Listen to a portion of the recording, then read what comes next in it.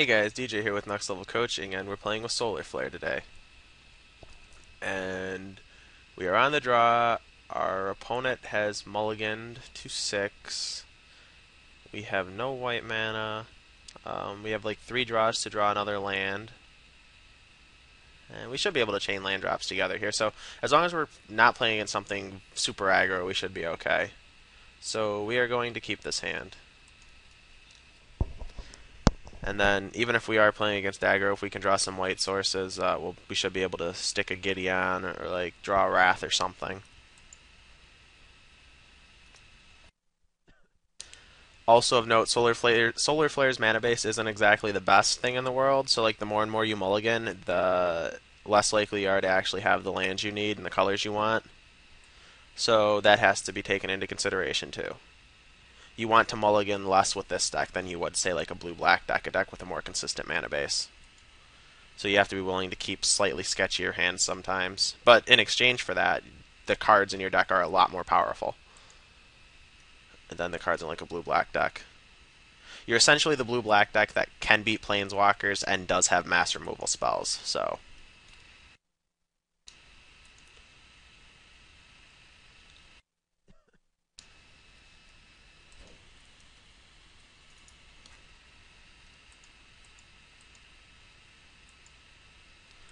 it looks like we're up against some sort of green-black deck. It might be like Birthing Pod or something like that.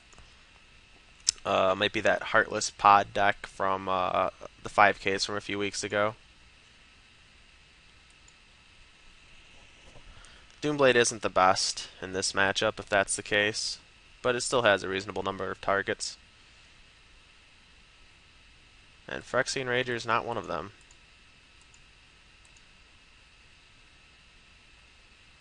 Alright, so now we have enough white sources to actually just Wrath, if we can draw the Wrath, so that's good for us.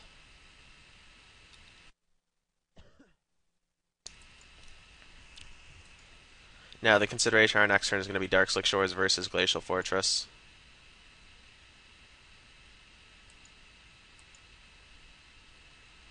And we're going to go with Darkslick Shores here because we can either Flashback Think Twice or Forbidden Alchemy.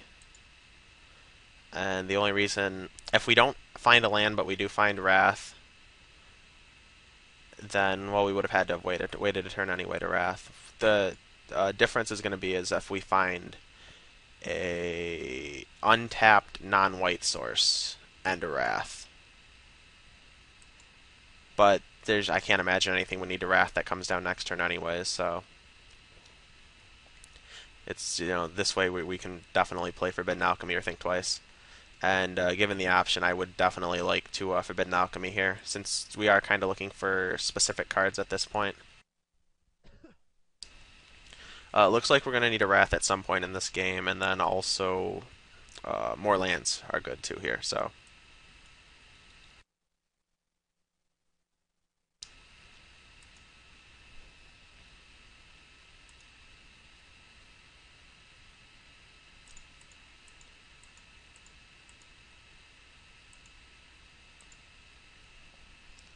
let's see, what do we have here? We have Counterspell, Counterspell, Land, Land. So we already have one mana leak. I can't really anticipate needing 2 of them. Taking the plains allows our Glacial Fortress to come into play untapped and gives us the mana to play Gideon. So we're going to take the plains here. And we do lose 2 counterspells, but we have a mana leak in our hand and we also have Snapcaster in our hand. So we have enough counterspells. We don't need more. We'd rather just hit our land drops every turn, because the Wormcoil engine and the Gideons are going to go a long way in winning us this game. So have to imagine he has removal for the Wormcoil, but even if you have removal spells for the Wormcoil, like, the tokens are still very hard to beat. Oh, and there's a Garruk Relentless. Okay, so we don't have any way to beat Planeswalkers currently in our hand. So the line here we can take is we can Snapcaster back Mana Leak and Mana Leak it, and then trade us Snapcaster with the Phyrexian Rager. We might need to have Dissipate, though, at some point in time. We're tapping out next turn for Gideon, so yeah, we're just going to use the Mana Leak in our hand. This can come back to bite us, as our Gideon's going to take 4. Next turn instead of just two because we won't have Snapcaster, but that shouldn't be too much of a big deal. We don't really want to waste a Snapcaster on a Mana Leak when we don't have to. There might be more pressing things for Snapcaster to do.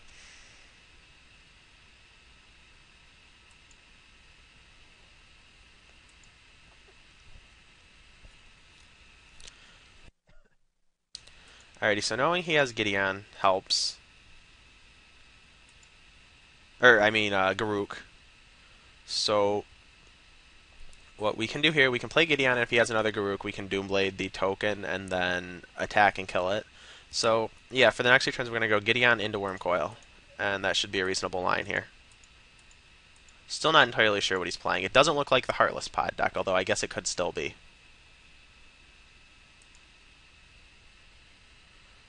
And we're going to +2 here, no reason to -2, so...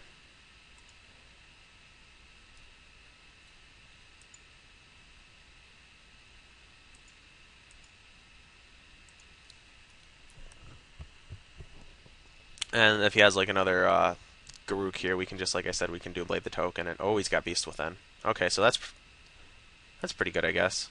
We have a token at least we can block with, so that's not the worst thing in the world.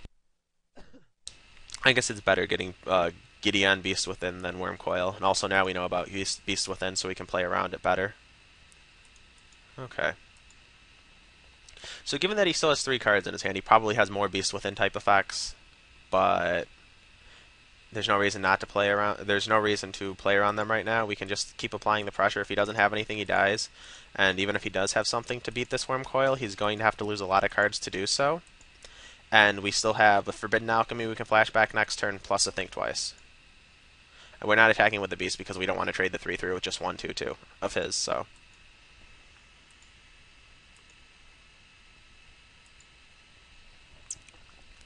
Alright, let's see what he's got here. I'm thinking the Wormcoil is going to be pretty good here. We'll find out. If he didn't kill it end of turn, he might not have a way to kill it. Sever the Bloodline would be the worst card for us, because that would just own our Wormcoil. Tapping 5 mana. Not too sure what's triple black.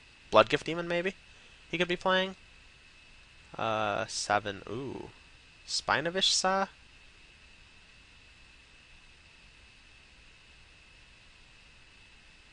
An X spell. Green Sun for Primeval Titan? Looks like. It's not the worst thing in the... Black Suns. Ooh. Okay, so I did not expect Black Sun Zenith from him. Unfortunately, our Wormcoil doesn't die here. But... Okay. So, we're still in an okay shape because we have we have a counter spell essentially because we have Snapcaster, and we get to bash with Wormcoil, and then end of turn we get to start using our instants and start pulling farther ahead. He only has 2 cards in hand right now, so he's probably hurting on cards. And we are going to eventually need to find a way to beat multiple Inkmoth Nexuses. I'm assuming he's playing more than one. We have the Doomblade for the first one, but I don't really want to have to waste a Snapcaster on a Doomblade for the second one.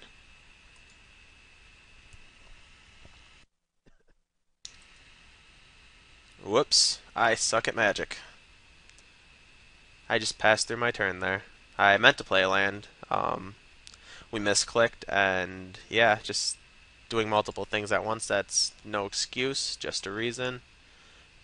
So yeah, that's a huge mistake because now we can't flashback the Forbidden Alchemy. We're gonna have to dissipate this.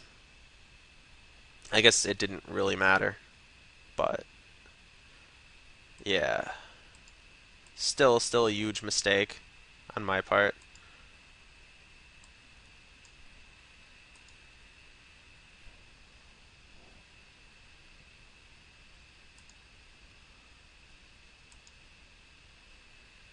Alrighty, so we successfully punted once. Let's try not to do that again.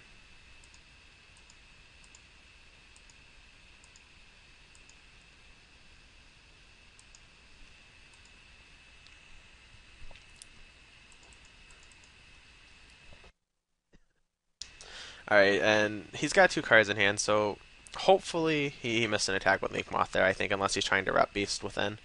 But hopefully that won't cost us too much here. So we're definitely bashing. And then the same... So he's turning Inkmoth into a creature. I'm definitely willing to trade either of my creatures for an Ink Moth here. That's not going to stop me from attacking.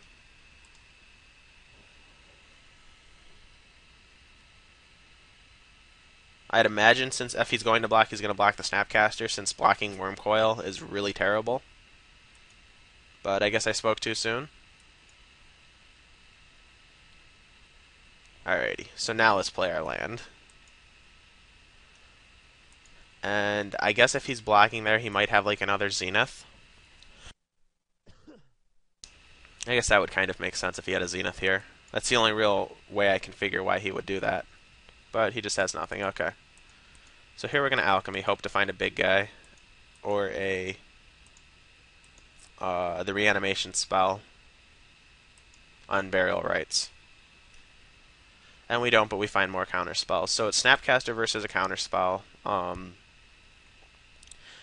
We have enough mana, so we're just going to take the Snapcaster. It's more versatile. It's a counter spell plus, it can be other things like removal spells and whatnot. Also, if we need it, it can increase our clock. So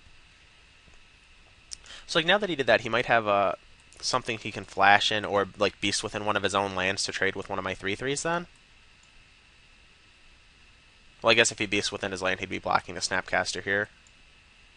But okay, so he didn't have that. So I'm not exactly sure what he has now. He's got 3 cards in hand. He's not playing any of them. So I don't really have a clue.